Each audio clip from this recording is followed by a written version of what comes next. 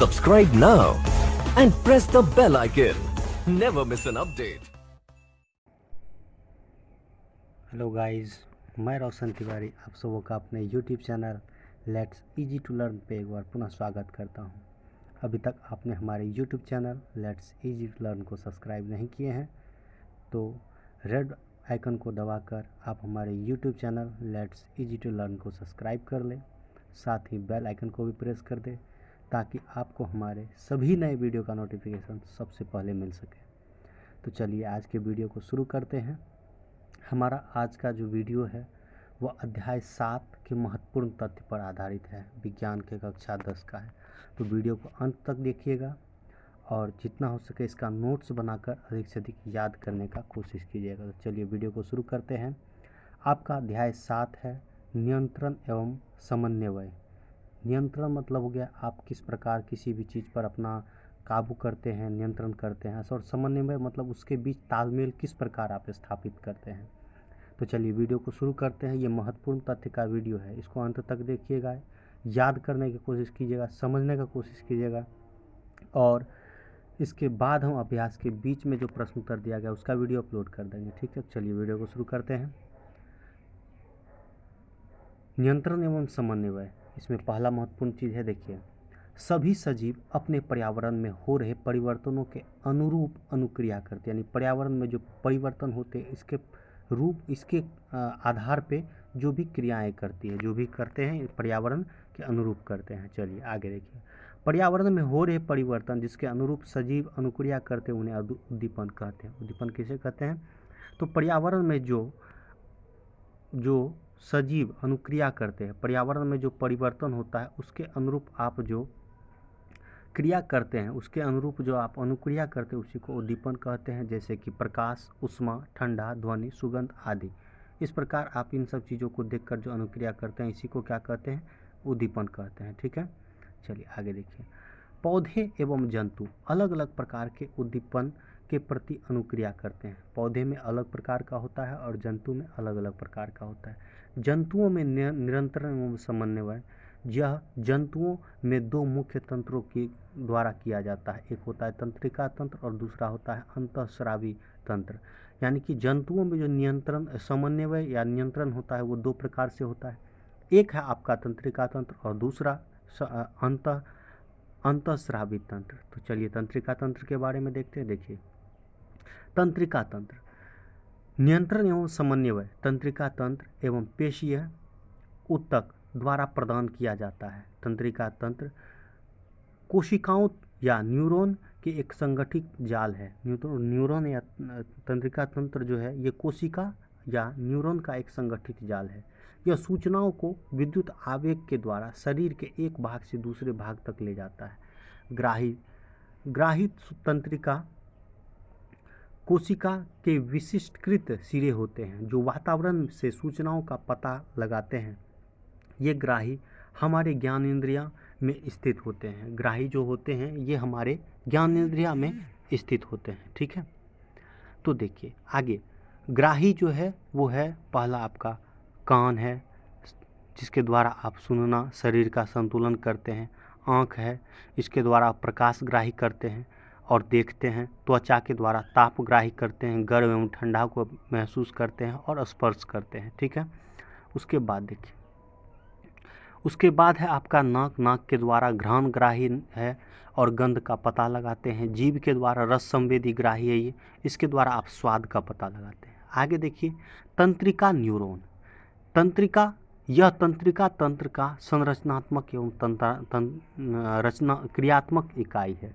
तंत्रिका कोशिका जो है या न्यूरॉन आप कह सकते हैं, यह तंत्रिका तंत्र का संरचनात्मक एवं क्रियात्मक इकाई, याद रखिएगा। तंत्रिका तंत्र का चित्र भी बनाने के लिए आता है तो आप इसको देख लीजिएगा, बहुत आसान चित्र है, एक बार प्रैक्टिस कर लीजिएगा बनाने का, कभी कभार एग्जाम में पूछ देता है। ठीक है, आगे देखिए तंत्रिका कोशिका या न्यूरॉन के भाग क्या क्या है। तो तंत्रिका कोशिका में द्रुमिका है। द्रुमिका आप यहाँ पर देख सकते हैं, ये देखिए यहाँ पर द्रुमिका है। तो द्रुमिका के बारे में दिया गया है कि द्रुमिका जो है कोशिकाएं से निकलने वाले धागे जैसी संरचना है। यहाँ पर आप देख रहे हैं कि धागे जैसी संरचना है, जैसी संरचना है जो सूचना प्राप्त करती है। इसका कार्य होता है सूचना को प्राप्त करना। उसके बाद देखिए कोशिका है, कोशिकाएं, आपका ये ध्रुमिका इसके बीच में होता है कोशिकाएं। प्राप्त की गई सूचना विद्युत आवेश के रूप में चलती है, यानी कि प्राप्त की गई सूचना इसमें जो है इसको विद्युत आवेश के रूप में यहाँ से चलती है। आगे देखिएगा, उसके बाद क्या है, तंत्रिकाक्ष। तंत्रिकाक्ष यहाँ पर आप देख सकते हैं, यहाँ तंत्रिकाक्ष है आपका, ठीक है। तो तंत्रिकाक्ष जो है यह क्या करता है, यह सूचना के विद्युत आवेग को कोशिका के द्वारा दूसरे न्यूरॉन की ध्रुमिका तक पहुंचाता है। उसके बाद है अंतःग्रह सिनेप्स। यह तंत्रिका के अंतिम सिरे एवं अगली तंत्रिका कोशिका के ध्रुमिका के मध्य का रिक्त स्थान है। यह विद्युत आवेश को रासायनिक संकेतों में बदलता है। विद्युत आवेश को क्या करता है, रासायनिक संकेत में बदल देता है, जिससे आगे संचारित हो सके, ठीक है। आगे देखिए, प्रतिवर्ती क्रिया। देखिए, प्रतिवर्ती क्रिया, प्रति मतलब किसी के विरुद्ध जो आप क्रिया करते हैं उसी को प्रतिवर्ती क्रिया करते हैं।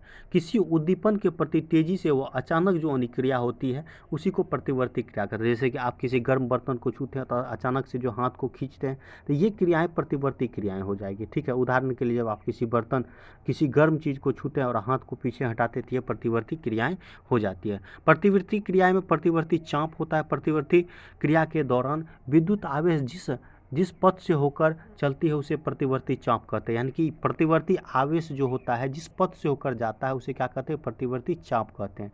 जैसे देखिए, उद्दीपन, यहाँ पर क्या हुआ, उष्मा हुआ, ग्राही अंग त्वचा लिया, ये कहाँ लेके जाता है, मेरुरज्जु के पास लेके जाता है। मेरुरज्जु क्या करता है, आगे कार्य कर अंग पेशी को भेजता है। अनुक्रिया, यहाँ से अनुक्रिया होती है कि हाथ को पीछे हटाना है, तो मेरुरज्जु से ही ये क्रियाएं संपादित हो जाती है। समझ में आ गया। उद्दीपन हुआ, ग्राही अंग त्वचा जो है बताया, और ये मेरुरज्जु को सूचना दिया, और मेरुरज्जु मस्तिष्क तक नहीं भेजता है, ये क्या करता है, तुरंत अंग को सूचना भेज देता है कि यहाँ से क्या करना है, आपको हाथ हटा लेना, ठीक है। चलिए आगे देखिए, तो यहाँ से आप प्रतिवर्ती क्रिया और प्रतिवर्ती चाप क्या है ये समझ गए, मेरुरज्जु क्या करता है ये समझ गए। आगे देखिए, अनुक्रिया। अनुक्रिया 3 प्रकार के होते हैं। प्रतिवर्ती क्रिया समझ में आ गया। अब अनुक्रिया देखिए, अनुक्रिया 3 प्रकार के होते हैं। एक होता है ऐच्छिक, अनैच्छिक और प्रतिवर्ती क्रिया। ऐच्छिक क्रिया जो होता है इसमें अग्र मस्तिष्क द्वारा नियंत्रित किया जाता है, याद रखिएगा। ऐच्छिक क्रिया जिसको कि आप अपने इच्छा से नियंत्रित करते हैं, इसको अग्र मस्तिष्क द्वारा नियंत्रित किया जाता है, जैसे कि बोलना या लिखना। उसके बाद अनैच्छिक क्रिया ये मध्य मस्तिष्क और पश्चिम मस्तिष्क द्वारा किया जाता है, जैसे कि हृदय का धड़कना, श्वास नली जो भी है। अनैच्छिक क्रिया याद रखिएगा, ऑब्जेक्टिव यहाँ से पूछा जाएगा। अनैच्छिक क्रिया जो है मध्य मस्तिष्क और पश्चिम मस्तिष्क द्वारा नियंत्रित किया जाता है, जबकि ऐच्छिक क्रिया जो है वो अग्र मस्तिष्क द्वारा नियंत्रित किया जाता है। ठीक इसी प्रकार आपका जो है प्रतिवर्ती क्रिया जो है वो मेरुरज्जु द्वारा नियंत्रित किया जाता है। अभी तुरंत हम आपको दिखाए थे। चलिए आगे बढ़ते हैं। जैसे गर्म वस्तु को छूते हैं। प्रतिवर्ती क्रिया की आवश्यकता क्यों होती है? अब जो अभी प्रतिवर्ती क्रिया आप पढ़ें, इसकी आवश्यकता क्यों होती है, क्या आवश्यकता है? कुछ परिस्थितियों जैसे गर्म वस्तु को छूने, पैनी वस्तु को चुभने आदि, जैसे कांटा आपको चुभ गया तो पैर आप अचानक से खींच लेते हैं, तो इन सब क्रियाओं में प्रतिवर्ती क्रिया की आवश्यकता होती है। हमें तुरंत क्रिया करनी होती है, वरना हमारे शरीर को क्षति पहुंच सकती है। यह अनुक्रिया मस्तिष्क के स्थान पर मेरुरज्जु से उत्पन्न होती है, जो जल्दी होती है। यहाँ पर देखिए, मानव तंत्रिका तंत्र है, केंद्रीय तंत्रिका तंत्र है, परिस्थिति तंत्र है। मस्तिष्क और मेरुरज्जु के द्वारा इसका नियंत्रण होता है, कपाल तंत्रिका तंत्र और मेरुरज्जु से, ठीक है। चलिए आगे देखिए, मानव मस्तिष्क के बारे में देखेंगे, ठीक है। तो देखिए, मानव मस्तिष्क सभी क्रियाओं के समन्वय का केंद्र होता है। इसके 3 भाग होते हैं। अभी अग्र मस्तिष्क, मध्य मस्तिष्क और पश्चिम मस्तिष्क के बारे में पढ़े। अग्र मस्तिष्क जो होता है ये सबसे तेज होता है। बोलना जो आप ऐच्छिक क्रियाएं करते हैं ये अग्र मस्तिष्क के द्वारा नियंत्रित किया जाता है, जबकि मध्य मस्तिष्क और पश्चिम मस्तिष्क के द्वारा जो है आपका क्या किया जाता है, जो अनैच्छिक क्रियाएं होती है उसका संचालन किया जाता है। जबकि आप प्रतिवर्ती क्रिया जो करते हैं उसको किसके द्वारा किया जाता है, तो मेरुरज्जु के द्वारा। चलिए अग्र मस्तिष्क के बारे में देखते हैं। यह मस्तिष्क का सबसे अधिक जटिल एवं विशिष्ट भाग होता है। यह प्रमस्तिष्क है। इसी को अग्र मस्तिष्क को ही प्रमस्तिष्क भी कहा जाता है, आप इसको याद रखिएगा, ठीक है। इसका कार्य क्या क्या है, तो ये क्या करता है, मस्तिष्क का सोचने वाला भाग है। ऐच्छिक क्रियाओं को नियंत्रित करता है, सूचनाओं को याद रखता है, शरीर के विभिन्न हिस्सों से सूचनाओं को एकत्रित करना और उसका समायोजन करना, जैसे भूख से संबंधित क्रिया, यानी कि आपको भूख का अनुभव होता है तो ये कहाँ पर होता है, अग्र मस्तिष्क में होता है। उसके बाद है आपका मध्य मस्तिष्क। मध्य मस्तिष्क जो है आपको तुरंत हम बता चुके हैं कि ये अनैच्छिक क्रियाओं को करता है, जैसे पुतली का झपकना होता है, पुतली के आकार में परिवर्तन होता है, सिर गर्दन का हिलाना, पैर को कभी कभी आप हिलाते रहते हैं, तो ये सब जो है मध्य मस्तिष्क के द्वारा नियंत्रित किया जाता है।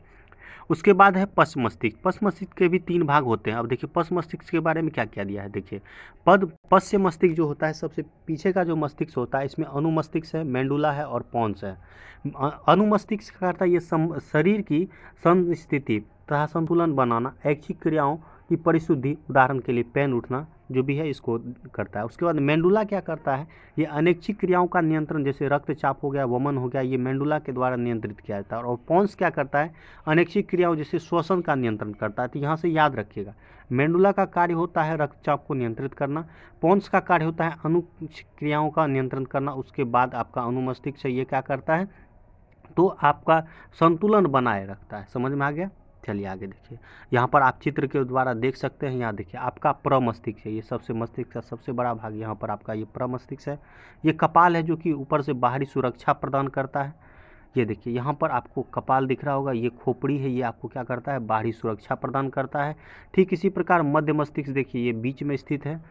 उसके बाद है आपका देखिए मेरु रज्जु, यहाँ पर यहीं से सूचनाओं का आदान प्रदान, प्रतिवर्ती जो क्रियाएं होती है ये यहीं से सूचना को भेज देता है। उसके बाद आपका जो है यहाँ पर पीयूष ग्रंथि, इसी को मास्टर ग्रंथि भी कहा जाता है, कभी कभार ऑब्जेक्टिव में क्वेश्चन बनता है। यहाँ पर देखिए पीयूष ग्रंथि, इसी को पश्च मस्तिष्क भी कहा जाता है। ठीक है, पोन्स, मेंडुला और अनुमस्तिष्क यहाँ पर आप देख सकते हैं, यहाँ पर छोटा दिमाग जिसको कहा जाता है। उसके बाद आपका अग्र मस्तिष्क का ये भाग हो गया। ठीक है, चलिए आगे बढ़ते हैं।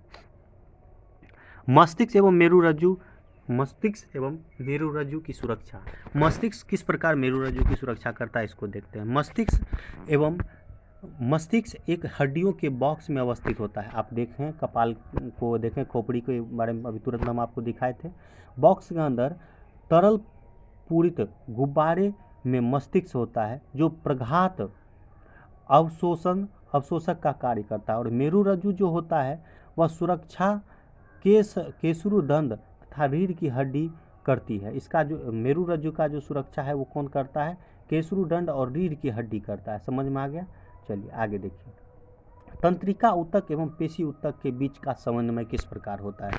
तो देखिए ज्ञानेंद्रिय द्वारा ग्रहण किया जाता है। उसके बाद जो है संवेदी तंत्रिका तंत्र के द्वारा कोशिका केंद्रीय तंत्रिका तंत्र द्वारा भेजा सूचना प्राप्त होता है, संसाधित करना होता है, निर्णय लिया जाता है। उसके बाद अनुक्रिया होता है, तो इसको जो है पेशी ऊतक के द्वारा भेज दिया जाता है कहाँ, पेशी संकुचन और अनुक्रिया के लिए। समझ में आ गया। चलिए आगे बढ़ते हैं। आगे दिया हुआ है विद्युत संकेत या तंत्रिका तंत्र की सीमाएं क्या है।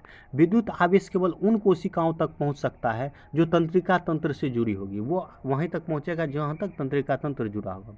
एक बार विद्युत आवेश उत्पन्न करने के बाद कोशिका नया आवेश उत्पन्न करने से पहले अपनी कार्यविधि सुचारू करने के लिए समय लेती है, अतः कोशिका लगातार आवेग उत्पन्न नहीं कर सकती। पौधे में कोई तंत्रिका तंत्र नहीं होता, याद रखिएगा, पौधे में तंत्रिका तंत्र नहीं होता है। ठीक है, आगे बढ़ते हैं। आगे देखिए, आगे दिया हुआ है रासायनिक संचरण। विद्युत संचरण की सीमाओं को दूर करने के लिए रासायनिक संचरण का उपयोग शुरू हुआ है। ठीक है, पौधे में समन्वय किस प्रकार होता है। तो देखिए पौधे में गति, पौधे में वृद्धि का गति पर निर्भर करता है। पौधे का वृद्धि गति पर निर्भर न हो, पौधे का वृद्धि एक नंबर में दिया हुआ, पौधे की गति एक नंबर में, वृद्धि का गति पर निर्भर न होना, दूसरा वृद्धि पर निर्भर गति। ठीक है, उद्दीपन के लिए तत्काल अनुक्रिया, वृद्धि पर निर्भर न होना, पौधे के विद्युत रासायनिक साधन का उपयोग कर सूचनाओं को एक कोशिका से दूसरी कोशिका तक पहुंचाना, कोशिकाओं के अंदर उपस्थित पानी की मात्रा को परिवर्तित कर गति उत्पन्न करती है जिससे कोशिका फूल या सिकुड़ जाती है। आगे उदाहरण के लिए जैसे आप छूने पर छुई मुई के पौधे को देखते हैं कि वो क्या हो जाता है, सिकुड़ हो जाता है। उसके बाद वृद्धि के कारण की गति, यानी कि पौधे में जो वृद्धि के कारण जो गति होती है उसका क्या है, ये दार्शनिक या अनुवर्तक गतियाँ उद्दीपन के कारण होती है। जैसे प्रतान का वह भाग जो वस्तु से दूर होता है, वस्तु के पास वाले भाग की तुलना में तेजी से गति करता है, जिससे प्रतान वस्तु के चारों ओर लिपट जाता है।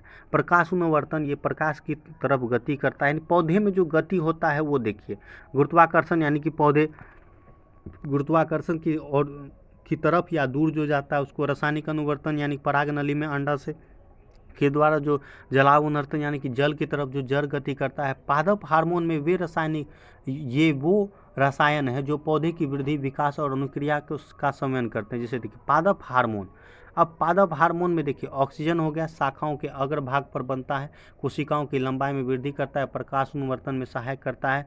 जिम्बरेलिन हो गया, ये जिम्बेरेलिन हो गया, ये तने की वृद्धि में सहायता करता है। साइटोकाइनिन होता है, कोशिका के विभाजन तीव्र करता है, फल व बीज में अधिक मात्रा में पाया जाता है। और एम्बिसिलिन अम्ल जो है वृद्धि के संबंधन, पत्तियों का मुरझाना, तनाव हार्मोन, इस सब को नियंत्रित करता है। ठीक है, उसके बाद देखिए जंतुओं में हार्मोन जो होता है उसके बारे में देखिए। हार्मोन ये वे रसायन हैं जो जंतुओं के क्रियाओं, विकास एवं वृद्धि का समन्वय करते हैं। यानी कि हार्मोन क्या करता है, ये वे रसायन है जो जंतुओं की क्रियाओं एवं विकास वृद्धि का समन्वय करता है। अंतःस्रावी ग्रंथि, ये वे ग्रंथियां हैं जो उत्पाद रक्त में स्रावित करती है, जो हार्मोन कहलाता है। आगे देखिएगा दिया हुआ है हार्मोन, अंतःस्रावी ग्रंथियां एवं उनके कार्य क्या क्या हैं। तो देखिए थायरॉक्सी, इसका कार्य ग्रंथि है अवटु ग्रंथि, ये इसका स्थान है गर्दन में रहता है, गर्दन में स्थित है ये। इसका कार्य होता है कार्बन, प्रोटीन व वसा का उपापचय। इस तरह से वृद्धि हार्मोन है पीयूष ग्रंथि, इसी को मास्टर ग्रंथि कहा जाता है। मस्तिष्क में यह स्थित होता है, वृद्धि एवं विकास को नियंत्रित करता है। उसके बाद एड्रीनल है, यह जो है अधिवृक्क है, वृक्क के ऊपर यह रहता है। बीपी जो है ब्लड प्रेशर, हृदय की धड़कन का नियंत्रण करता है, नियंत्रण आपातकाल में करता है। इंसुलिन यह अग्न्याशय में होता है, ऊपर उदर के नीचे होता है, रक्त शर्करा की मात्रा को नियंत्रित करता है। लिंग हार्मोन टेस्टोस्टेरोन नर में एस्ट्रोजन मादा में होता है। वृक्क अंडाशय जो पेट का निचला हिस्सा होता है, ये यौवन आरंभ से संबंधित परिवर्तन लैंगिक परिपक्वता है। आगे देखिएगा आयोडीन युक्त नमक की क्या आवश्यकता है। तो देखिए अवटु ग्रंथि यानी थायराइड ग्रंथि को थायरोक्सिन हार्मोन बनाने के लिए आयोडीन की आवश्यकता होती है। थायरोक्सी कार्बोहाइड्रेट, वसा एवं तथा प्रोटीन के उपापचय का नियंत्रण करता है, जो शरीर को संतुलित वृद्धि हो सके, जिससे कि शरीर में क्या होता है, संतुलित वृद्धि हो सके। अतः अवटु ग्रंथि के सही रूप से कार्य करने के लिए आयोडीन की आवश्यकता होती है। आयोडीन की कमी से गला क्या हो जाता है, फूल जाता है, जिसे कि ग्वाइटर बीमारी कहा जाता है। याद रखिएगा आयोडीन की कमी से घेघा नामक रोग होता है, इसको याद रखिएगा, बहुत बार प्रश्न पूछा जाता है। इसे ग्वाइटर बीमारी भी कहा जाता है। मधुमेह या फिर डायबिटीज, इस बीमारी में रक्त में शर्करा क्या हो जाती है, बढ़ जाती है। मधुमेह जो बीमारी होती है इसमें क्या होता है, रक्त में क्या होता है, शर्करा बढ़ जाता है। ठीक है, उसके बाद इसके कारण क्या होता है, अग्न्याशय ग्रंथि द्वारा इंसुलिन हार्मोन में कमी आ जाती है। अग्न्याशय ग्रंथि द्वारा स्रावित इंसुलिन हार्मोन में कमी हो जाती है। इंसुलिन रक्त में शर्करा के स्तर को नियंत्रित करता है। इंसुलिन के द्वारा जो है रक्त को नियंत्रित किया जाता है। ठीक है, इंसुलिन रक्त में शर्करा के स्तर को नियंत्रित करता है। निदान जो है इंसुलिन हार्मोन का इंजेक्शन है, उपचार इसका है। इंसुलिन जो है हार्मोन का क्या है, इंजेक्शन है। पुनर्भरण क्रियाविधि, हार्मोन का अधिक या कम मात्रा में स्रावित होना हमारे शरीर पर हानिकारक प्रभाव डालता है। पुनर्भरण क्रियाविधि यह सुनिश्चित करती है कि हार्मोन सही मात्रा में सही समय पर स्रावित हो। उदाहरण के लिए रक्त में शर्करा की नियंत्रण विधि। ठीक है, चलिए आगे देखते हैं। आगे रक्त में शर्करा की मात्रा का बढ़ना। देखिए तो रक्त में शर्करा की मात्रा जब बढ़ता है तो अग्न्याशय द्वारा संसूचित कर लेता है, इंसुलिन का स्राव होता है। रक्त शर्करा की मात्रा घटता है तो अग्न्याशय द्वारा इंसुलिन का बनना होता है। ठीक है, बंद करो पुनर्भरण भोजन। ठीक है, इस तरह से जो है आज इसका जो है अभ्यास 7 का जो आपका महत्वपूर्ण तथ्य का वीडियो था यह यहीं समाप्त होता है। तो आप लोग यदि हमारे चैनल पर नए हैं तो आप हमारे YouTube चैनल को सब्सक्राइब कर लें। इसके बाद हम दूसरा वीडियो इसके अभ्यास का बीच से संबंधित अभ्यास के बीच में जो महत्वपूर्ण तथ्य दिया हुआ है उसका बना के अपलोड कर देंगे। तो आप लोग इसका नोट्स बनाएं और अधिक से अधिक लाभ उठाएं और अधिक से अधिक याद करने का कोशिश कीजिएगा। ठीक है, चलिए आज के लिए इतना ही, फिर एक नए वीडियो के साथ मिलते हैं। जय हिंद, जय भारत।